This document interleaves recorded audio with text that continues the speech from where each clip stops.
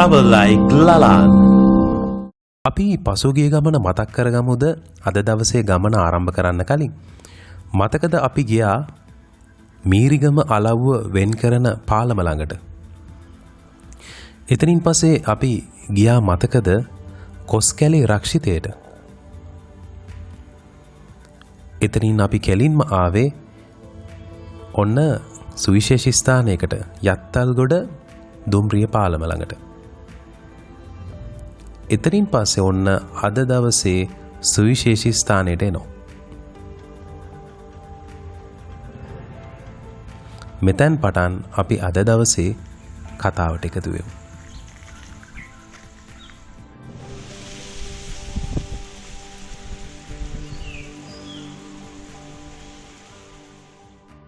Travel like Lalan සංචාරයට ආදරයෙන් පිළිගන්නවා.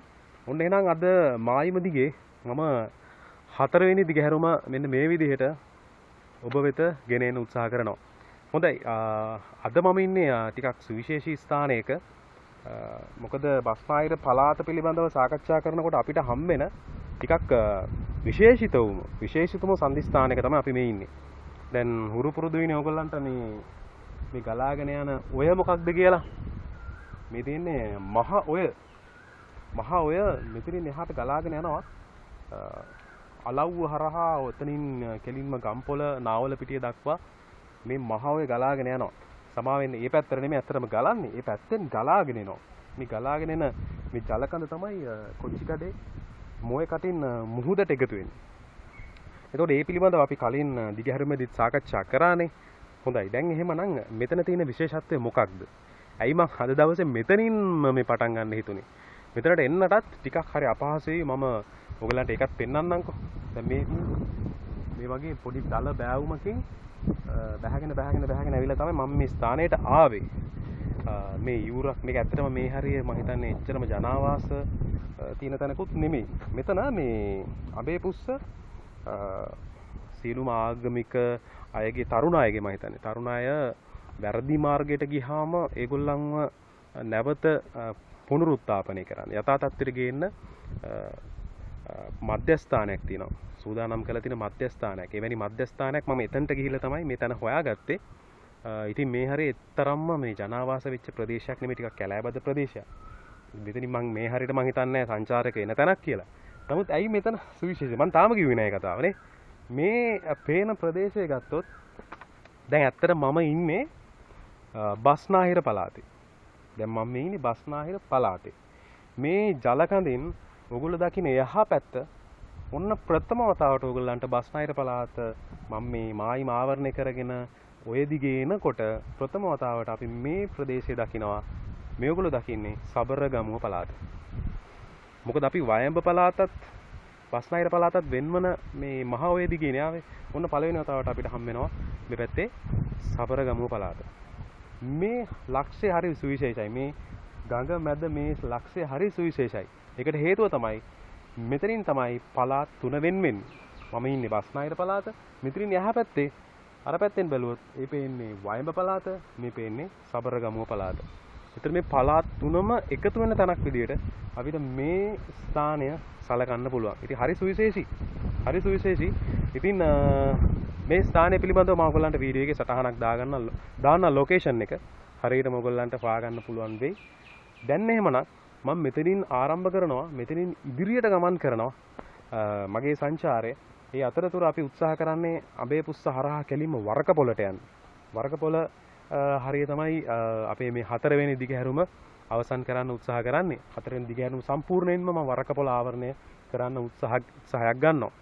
හොඳයි. එහෙමනම් වැඩි කතා බහක් නැතුව අපි සංචාරයේ ඉදිරියට යමු. ඔයගලන්ට ආරාධනා කරනවා මේ සංචාරයත් එක්ක එකතු වෙන්න කියලා.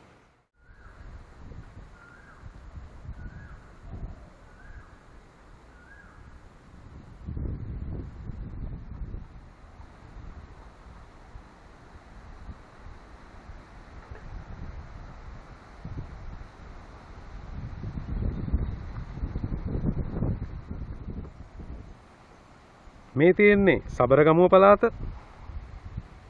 මේ තියෙන්නේ වයඹ පළාත. මේ තියෙන්නේ බස්නාහිර පළාත.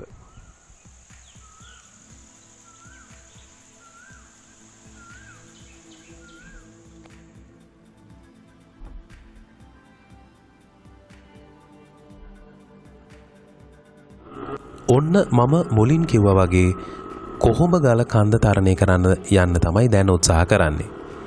වරකපොළ නගරයට ආසන්නයේම තමයි මේ කොහොඹගල කඳු කැටය පිහිටලා තියෙන්නේ. මඩබාවිට ආරණ්‍ය සේනාසනය ගාවින් තමයි මම මේ කොහොඹගල කන්ද තරණය කරන්න උත්සාහ කරන්නේ. නමුත් මම පාර හරියටම හොයාගන්න බැරුව ඊට පස්සේ කොළඹ මහනුවර පාරට ගිහිල්ලත් මෙන්න මේ මාර්ගයෙන් යන්න උත්සාහයක් ගත්තා. නමුත් ඇත්තටම මේ මාර්ගයෙන් යන්න අපහසුයි. මේ කොහොඹගල කන්ද තරණය කරන මාර්ගයක් තමයි. හැබැයි දැන් මේ වෙනකොට මේක ගෙවල් වලින් ආවරණය වෙලා තියෙන යන්න බෑ කන්දට. ඊට පස්සේ මම පළවෙනි දවසේ ගමන අතහැරියා. ඔන්න දෙවෙනි දවසේ නැවත මම ආවා මඩබාවිට පන්සලට. මෙතන ඉඳලා තමයි මම අද දවසේ ගමන ආරම්භ කරන්නේ.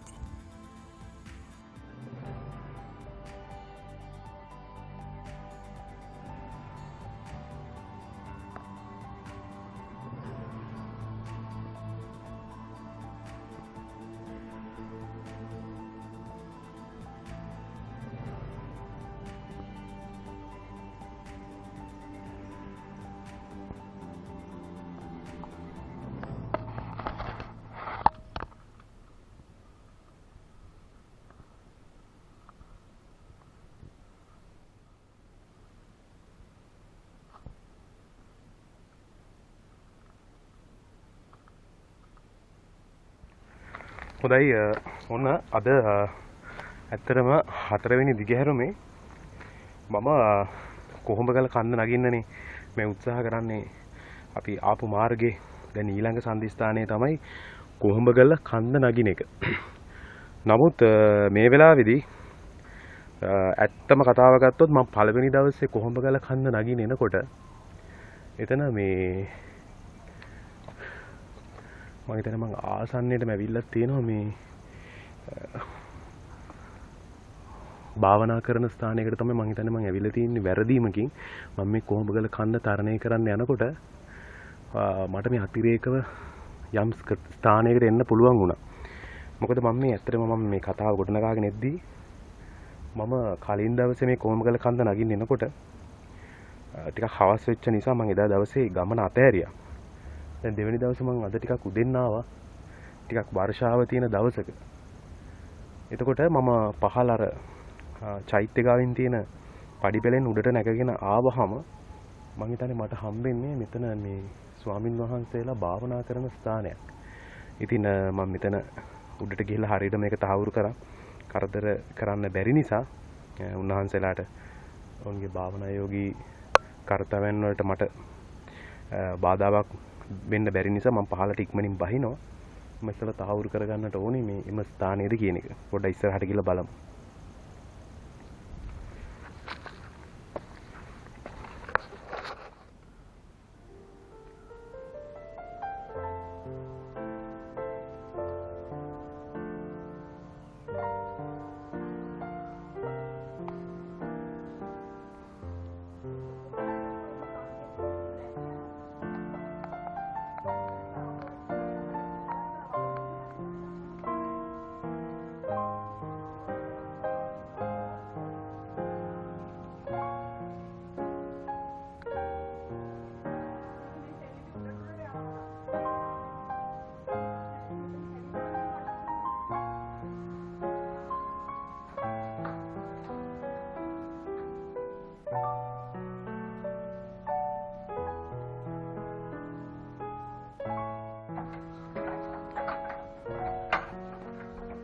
ස්වාමීන් වහන්සේ ඓතිහාසික වැදගත්කමක් තියෙනවද මේ?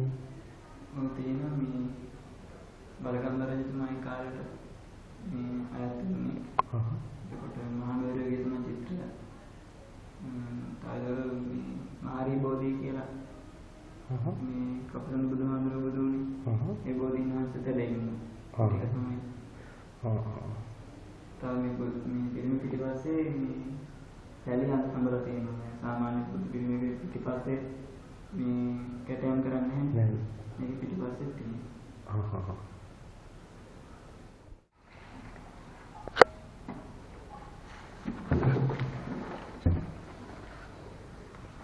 ඉස්සර ප්‍රධාන ප්‍රතිපලෙන් මෙතන. මුරරෝප තමයි දෙපැත්තේ ඉඳන් පස්සේ කාලේ නම් දීලා එහෙම. එහෙමස. ඔව්නේ.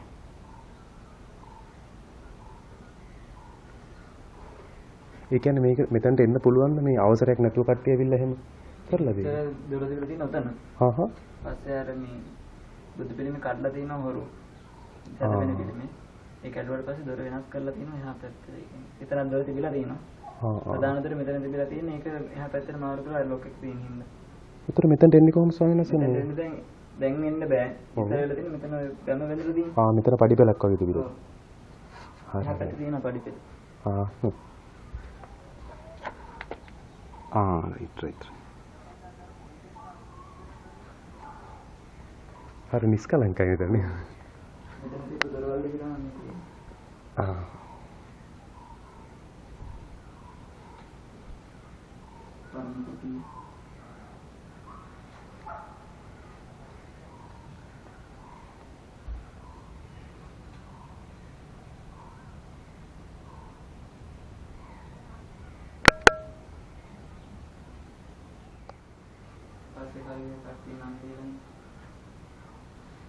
සුදු ගුණවර මොන හරි ගාලා තියනවද ඒ කියන්නේ ඒකට?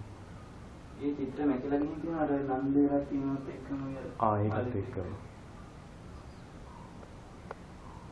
පහලත් ඒතර තිබිලා තියෙනවනේ. මේකෙන් ස්වාමීන් වහන්සේලා මැදපුවද නැත්නම්? නෑ එක එකට ඇවිල්ලා නන්දේ මේ අපායද? ඔව් අපාය. අර කාලෙම තමයි අර ඇතුළේ චිත්‍ර කරන කාලෙම. කාලේ. ඒතකොට ඒක මේ වලගම්බා රජතුමාගේ කාලේ ඒ කාලෙද සිදුවන කාලේ? ඒ කාලේ කියන වල යුගයේ තමයි මේ චිත්‍ර තියෙන්නේ. හරි කාලයක් කියන්නේ 1800 ගණන් වල.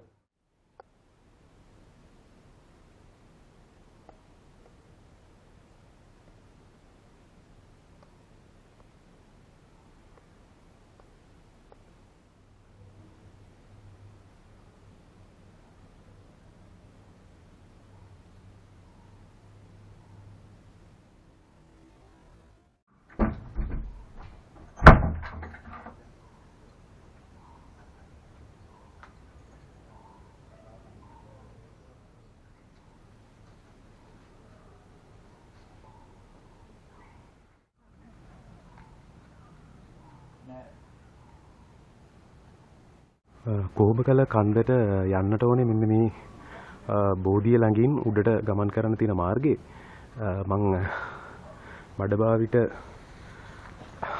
ආරණ්‍ය සේනාසනේ මේක පැරණි පන්සල මේ සම්බන්ධව මට ඇත්තටම සරණ ස්වාමීන් වහන්සේ තමයි විස්තර පැහැදිලි කිරීමක් සිදු කරේ මම පසුවට විස්තර පැහැදිලි කරන්න දැන් මං ස්වාමීන් වහන්සේලාට ඉහළට ගමන් කරන්න තමයි උත්සාහ කරන්නේ මට විශේෂිත අවස්ථාවක් ලැබුණා උන්වහන්සේලා සමග ඉදිරියට ගමන් කරන්න.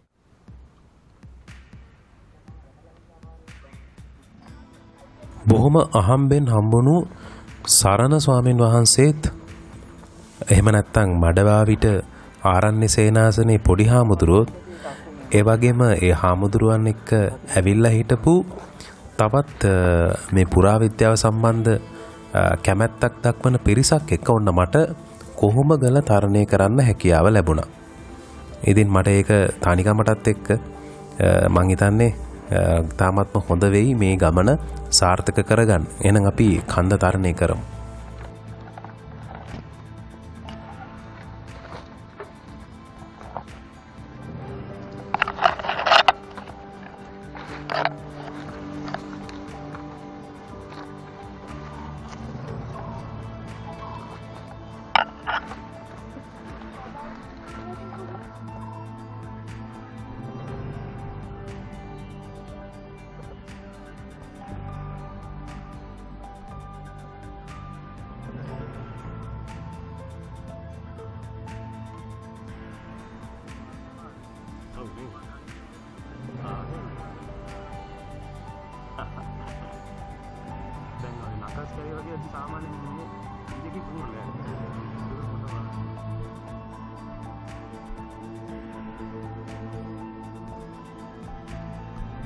කොහොඹගල කන්ද තරණය කරන අතරතුර සරණ ස්වාමීන් වහන්සේ එක්කත් සාකච්ඡාවක යෙදෙන ගමන් තමයි මම මේ කොහොඹගල කන්ද තරණය කළේ.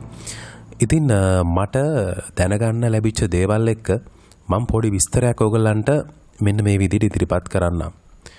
ස්වාමීන් වහන්සේ කියන විදිහට මෙන්න මේ ගල් තලාව අපිට උඩට නැග්ගට පස්සේ දැක ගන්න පුළුවන් වෙනවා සම්පූර්ණයෙන්ම ෆ්ලැට් ගලක්.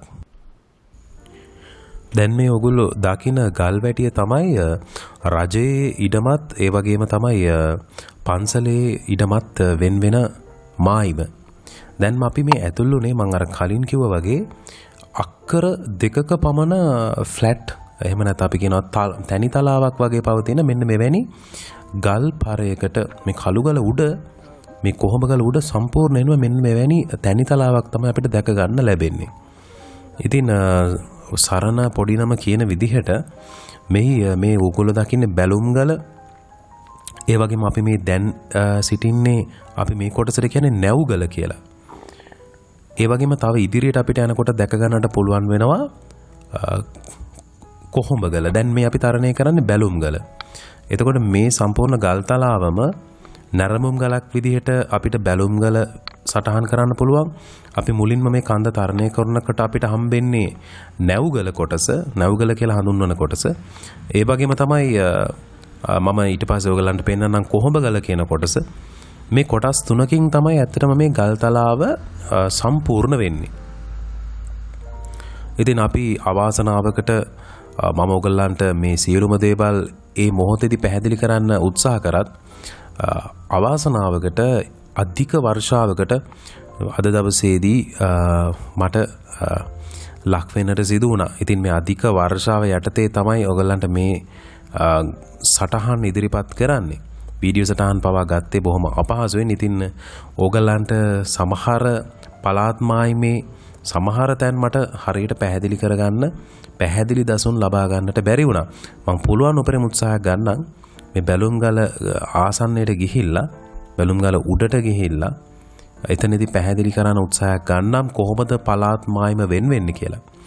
දැන් අපි ඉන්නේ මතකයිනේ වරකපොළ නගරයට ආසන්නේ. මේ වරකපොළ නගරයට ආසන්නේ මේ කොහොඹගල කන්දේ ඉඳලා පැහැදිලි කරන්න පුළුවන් හොඳට පළාත් මායිම. ඒ කියන්නේ සබරගමුව පළාතත් බස්නාහිර පළාතත් වෙනවන මායිම හොඳින් පැහැදිලි කරගන්න පුළුවන්.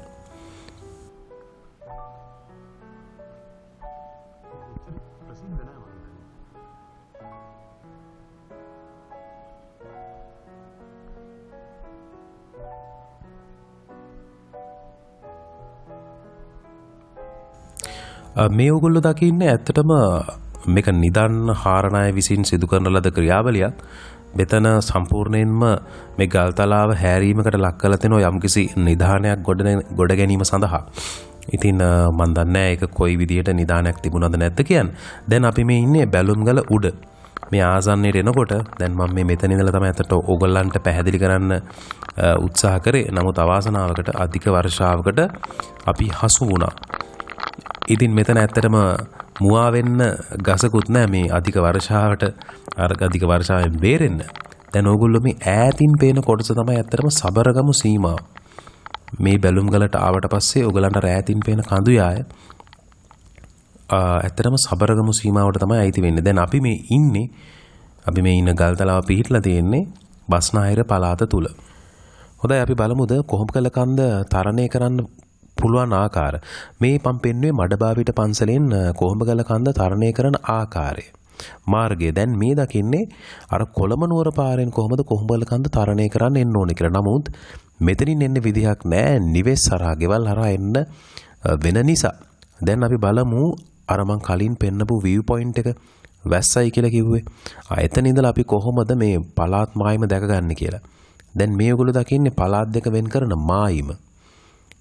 දකුණත පැත්තෙන් අපිට සබරගමුව පළාත මේ ඊතලෙන් පෙන්වන්නේ සබරගමුව පළාත. ඒ වගේම මේ view point එකේ ඉඳලා අපිට බස්නාහිර පළාතට මෙන්න මේ විදිහට අපිට බලා ගන්න පුළුවන් වෙනවා. ඉතින් ওই විදිහට තමයි අපිට පළාත් මායිම ওই view point එකට ආවනම් දැක ගන්න පුළුවන් වෙන්නේ. දැන් එහෙමනම් අපි බලමු මේ කොහොඹගල කන්දේ වෙන් වෙලා තියෙන මේ කොටසට අපි කියන්නේ බැලුම්ගල කියලා. මෙන්න මේ කොටසට තමයි අපි ඇත්තටම නැව්ගල කියලා කියන්නේ. මෙන්න මේ කොටසට අපි කියනවා කොහොඹගල කියලා. ඔන්න ඔය ආකාරයට මේ ගල් තලාව වෙන් වෙලා තියෙනවා.